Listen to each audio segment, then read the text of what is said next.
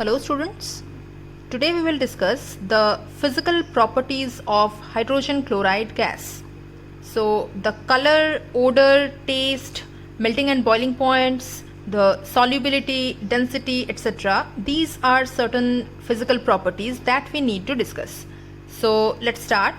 Hydrogen chloride is a colorless gas, but the smell, we can say that it is a odorless gas. But what happens in case of hydrogen chloride? There is a choking smell, a pungent choking smell.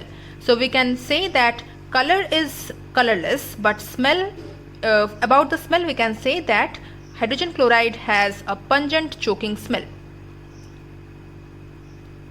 Now as HCl gas, when gets mixed up with moisture, it forms hydrochloric acid, right? HCl acid. So we can say that the taste of this hydrogen chloride gas is sour, that is the taste of the acidic substances. Okay, so in case of hydrogen chloride, it is the sour in taste. Now in case of physiological nature, it is very corrosive. Okay, as it has the acidic nature, so it is corrosive in nature, and when it comes in contact with our skin or nose or throat, it irritates our nose or throat. Okay, so it has a corrosive nature. Now if we speak about the melting point and boiling point for any gas at room temperature, the melting point and boiling point must be very low. Why is this so? Because when at room temperature any substance is in gaseous state, that means it has already overcome the solid or liquid state. That means its melting point and boiling point are already very low. So in case of HCl gas, both the melting point and boiling point are in negative temperatures. So the melting point for hydrogen chloride gas is minus 113 degrees Celsius, and the boiling point for hydrogen chloride gas is minus 83 degrees Celsius. The next physical property is the liquefaction. Now what is this term? See, as at room temperature, this is in gaseous state, hydrogen chloride gas. So whenever we supply some pressure, or the gas is subjected to very high pressure at very low temperature, then the molecules of the gas, it comes close and finally it turns to the liquid state. But here no water molecule is present. Clear? So on supplying the pressure at very low temperature, whenever the gas is converted to the liquid state without the involvement of any water molecule, that process is called the liquefaction.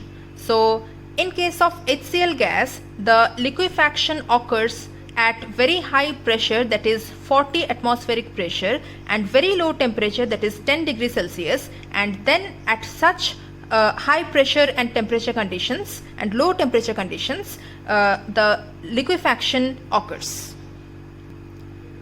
Now in case of HCl gas, the density is quite greater than that of the air. So we can say that HCl gas is heavier than air. Now we know that density is equal to mass per unit volume. So when the mass is greater, that means the weight is greater. In that case we can say that density is greater. So as compared to the air, we can say that hydrogen chloride gas is heavier than air. To explain this density factor, we need to show an experiment which I will discuss later. So just now you keep it in mind that density of hydrogen chloride gas is greater than that of the air. So we can say that air is less heavier than hydrogen chloride gas.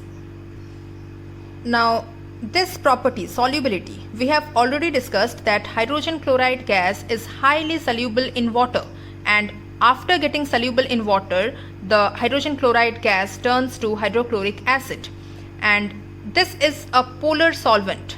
But in case of the non-polar solvents, sometimes this hydrogen chloride is being a polar covalent compound, so it is soluble in some organic non-polar solvents also, like acetone and toluene. So simply we can say that hydrogen chloride is highly soluble in water, and also sometimes it is soluble in organic solvents like acetone and toluene.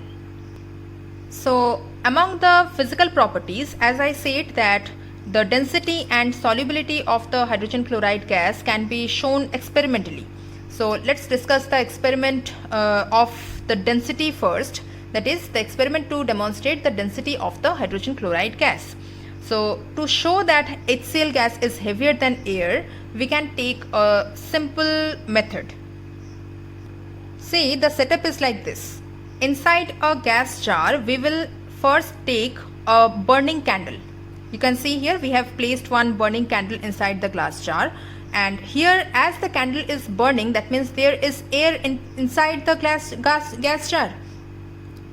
Now if we add the hydrogen chloride gas to this gas jar, then this flame will be simply extinguished. So as soon as the hydrogen chloride gas enters this gas jar, then what will happen? Whatever air was inside this jar, it will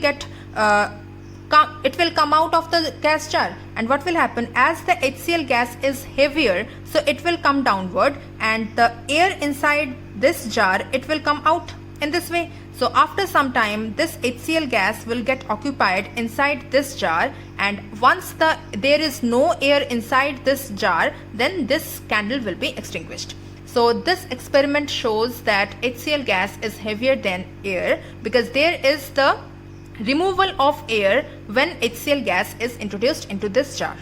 Okay, so this experiment is important for the demonstration of density. Now to demonstrate the solubility of the HCl gas, there is another experiment, that is the fountain experiment, which shows that HCl gas is highly soluble.